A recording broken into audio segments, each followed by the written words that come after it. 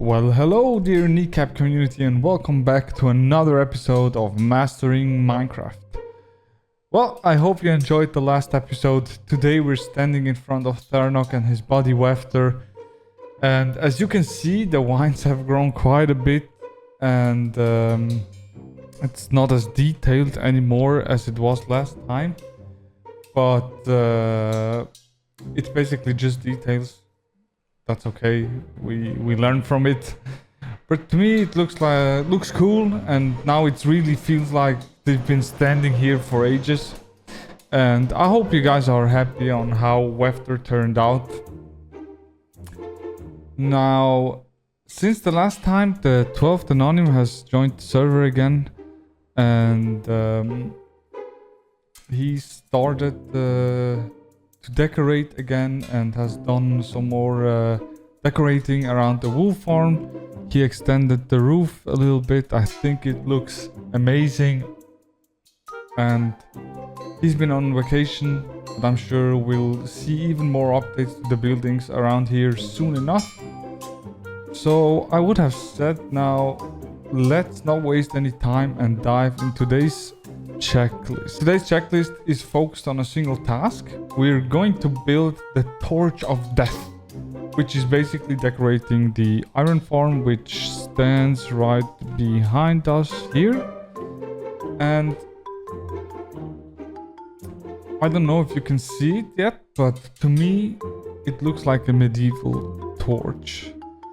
And if you imagine the chambers where the zombies and the villagers are in, you imagine that they're connected by the center column with a flame burning on top. It really does have the torch-like appearance. And I've already designed it in creative mode, so we're ready to go. And if we go down here, we see two shulker boxes where I have also gathered the materials we need. We're going for a bit of a darker theme, and as you can see here, we have got a lot of black carpets just to make sure that the iron golems spawn where they're supposed to, and that's in the middle, not just anywhere. And we've got black stone chains, smooth stone slabs, and we have deep slate bricks. And I don't know if you can see it, but those are cracked deep slate bricks. And like I said, that's our only task for today on the checklist, but it's a big one with several steps. And before we can start decorating the Torch of Death, we have to fix a little design error that I've made while building this farm, which only just came up. As you can see, there's a greater distance between the chambers here and the chambers on this side. So we have to correct that, and basically what we're going to do, we'll have to remove some blocks here, just this one column of blocks, and place them a little here on the left side. And after that we have to fix the top of the chambers, and after that we're set. It's going to be a bit tricky because we'll need to move the villagers and the zombies without anyone dying, but I've already got an idea how we can handle it. So get ready for some villager juggling, and I would have said let's get started. Okay, let me explain the plan. We're going to create two small mini chambers where we'll temporarily hold the villagers and zombies. As you can see, I've already done that. I'll set up minecarts and transport them one by one. So you see these rails right here. So what we're going to do is we're gonna remove a part of this wall, make sure the zombie is transferred into this chamber. I just realized I need to make a roof so he doesn't die because it's daylight. And once they secure, I'll make the necessary adjustments. After that, the zombie and the villagers will go back to their proper places. This way we can avoid the risk of extra work in case a zombie or a villager dies during the process. And in case you're wondering, Kneecap, why have you transformed the dirt block into paths? Well, the reason is pretty simple. This way we eliminate the risk of an iron golem spawning and potentially killing me or the zombies. Because the reason is that iron golems can spawn on path blocks. So now you know why we had to do this. I hope this is good enough. There we go. Okay. Now we should be safe. So let me move the first zombie and see how that goes. Take this and give him a little push. That worked perfectly. And now we need to do the same things for the villagers. And the reason why they can't escape from this here is because of the trapdoor. So if you... No. Oh. Yeah, the reason why they can't escape because of the trapdoor. If you have noticed, villagers are a bit higher than 2 blocks. And that's why they can't escape through here. That's the first step. And what we need to do now is we move this column right here. One to the right.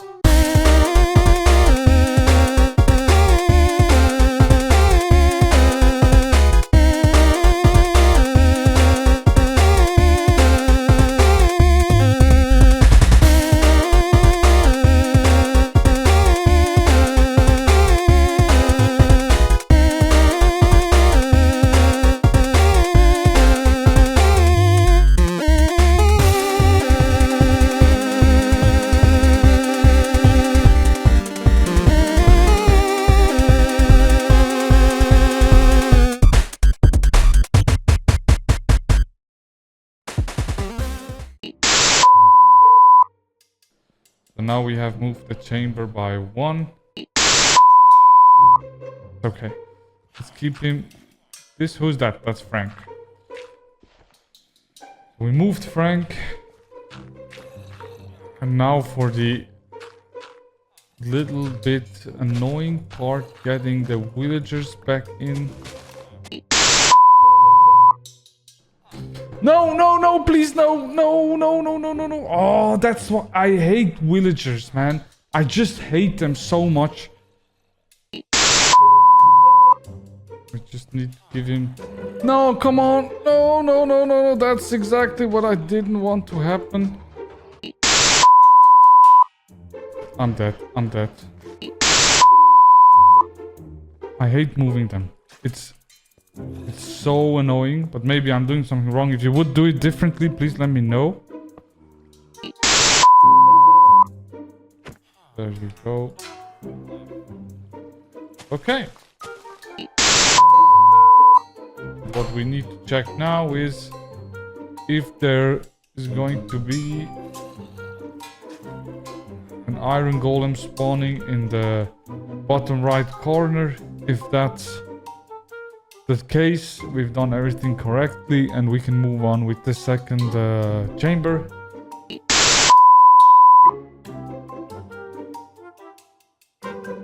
There we go. Okay, we saw golem spawn back down in the corner, so we know the iron farm is still working. And now I'll continue with the second chamber, and I think I can do that with a time lapse. So see you when I'm done.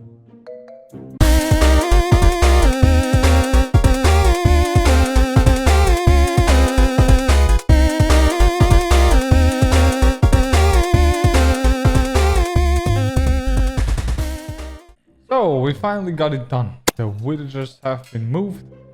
That was the exhausting part. But now we can jump into the fun and creative part. Building the torch of death. Let's dive right in. We're already halfway through the episode. Okay, quick note. I think I'll save the flame for the next episode though. We'll need a lot of colored glass for that, and I'm planning to build a dye farm to supply it. Once we have that, we can craft the glass paints for the flame. So we'll hold off on that part until next time. Now let's get to work. Let's get to work. Now let's get to work. For the outer shell, I'll be using deep slate bricks and cracked deep slate. I'll also construct a kind of a metal frame using blackstone to hold the torch and the 4 small clamps. The blackstone will give it the appearance of a sturdy metal. So, alright, let's not waste any more time. Let's get to work and start munching on some kneecaps. Well, something really unfortunate happened. And this is that I've lost the time-lapse of our so far progress. So I'll show it to you guys this way. So what we've done now is we've finished the outer layer until where the blackstone is supposed to come. You see I've placed the blackstone here, and this is what it looks like so far. And from here on now I will build the arms, which will go to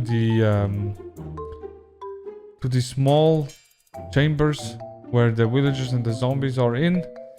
And yeah, sometimes these things happen. It's the first time for me. So at first I was really angry about it, but I think I'm listening to music during such processes. And recently one of my favorite bands, Linkin Park, has returned, and I've been listening to some old stuff from them, and yeah, they have good lyrics, I think, and some of the lyrics just tells you do not overthink things. If something goes bad, just keep on going, and that's what I'm doing. So, like I said, unfortunately, time-lapse is gone, but I'll make sure that I won't mess it up when I'm doing the arms and the upper bit. So we haven't finished our plate. Let's get on with eating some more kneecaps.